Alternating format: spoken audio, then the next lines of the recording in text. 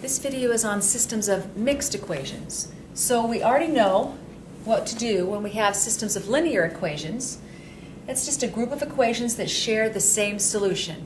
So we've been working with the x's and the y's and the single degrees.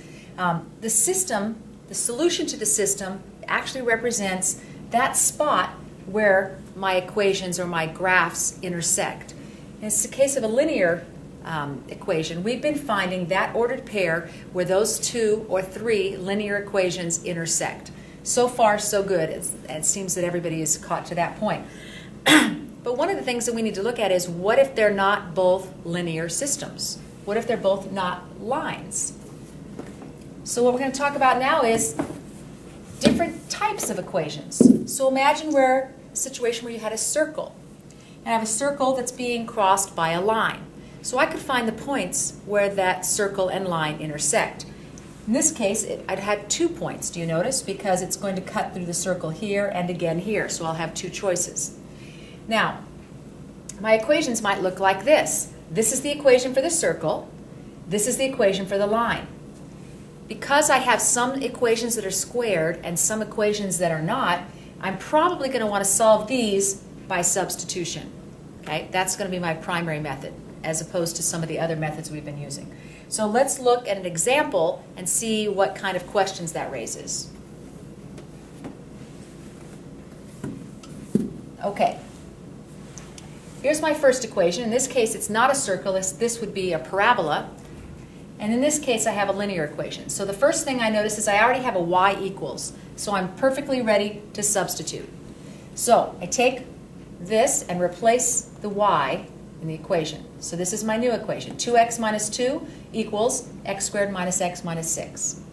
My next step would be, just like always in solving an equation, I want to combine any like terms. So I subtract that 2x over to this side. I added 2 to get that over to this side. And now I have a standard form quadratic. 0 equals negative x, negative 2x gives me negative 3x. Negative 6 plus 2 is negative 4. So this is my new equation, the two put together, and I'm going to try to find out what the solutions are to this equation. So I take it and I factor. What can I multiply to get 4 but add to get 3? And the answer is 4 and 1. So I come up with x minus 4, x plus 1. So that's my next step, factoring. Now when I pull those out of their factors, I find that my solutions are x equals 4 or x equals 1. Now notice, that's 2 different solutions and I still only have the x term. So my last step is going to be to make sure that I take that x and plug it in and solve for y. Now, I could plug it into either equation, but generally I want to plug it into the simplest equation, okay? But it will work for either equation. So I come back with my simple equation, I plug in a 4, and I get a 6. So one of my points that solves this equation is 4, 6. Then I plug in my other solution that I got here, negative 1, in that same equation, and I get negative 4. So my second solution is negative 1, negative 4. So I found 2 places where this line will intersect this parabola, and the places are 4, 6, and negative 1, negative 4. Okay? Let's take a look at another one. Now this one is a circle. I know that because x squared and y squared. So first thing I'm going to do is rearrange this linear equation so that I can get it either to y equals or to x equals. So I decide on x equals because I can just add the y over. So I get x equals y plus 1. Now I come down and plug that in. So let's take a look. It used to say x squared, and now it has to be replaced. So now in place of that I put y plus 1 squared plus y squared equals 25. So all I've done is take this and replace the x with that. But because I have this factor, I'm going to have to FOIL it to solve it. So I take y plus 1 times y plus 1, and I get y squared plus 2y plus 1. Now I didn't show those 2 factors next to each other, but you could actually set y plus 1 times y plus 1 and FOIL them, and this is what you'll get. The rest of the equation has still stayed. Plus y squared equals 25. Okay? So the next thing I'm going to have to do, of course, is combine my like terms and make sure I can simplify my equation. So I'm combining like terms. I notice I have a y squared here and a y squared here, 2y squared.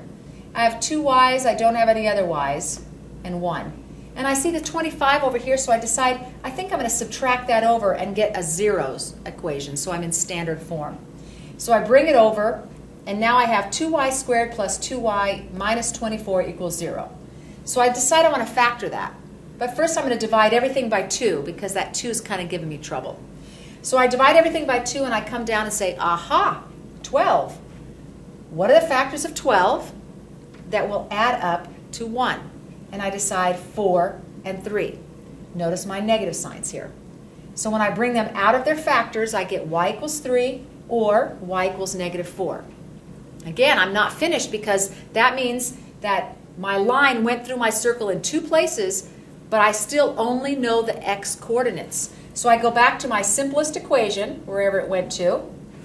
Here it is. X minus y equals 1. And first I plug in the 3. 3 minus, oh, I almost made a mistake. Hold on a second. Y equals 3, not x. So I want to make sure and put the y right in here. X minus 3 equals 1. Okay, so if I add the 3, I find out that x must be equal to 4. So I put 4, 3 together. Y might also be negative 4, so I be sure to put right here negative 4 for my y, and I solve it and I get negative 3. So these are the 2 points where my circle is going to be crossed by my line. Okay? Now the last thing that I want you to do is using those same steps, and if it was moving too fast, go back and watch it again, write down your notes. I want you to solve this. Remember, first we're going to substitute, FOIL it, combine our like terms, simplify. We might need to factor it and solve it back, plug it back in to solve in the simpler equation. Write this in your notes, come back with it tomorrow. I expect there'll be questions, but just think about the process and let it work into your brain, and we'll talk about it in class.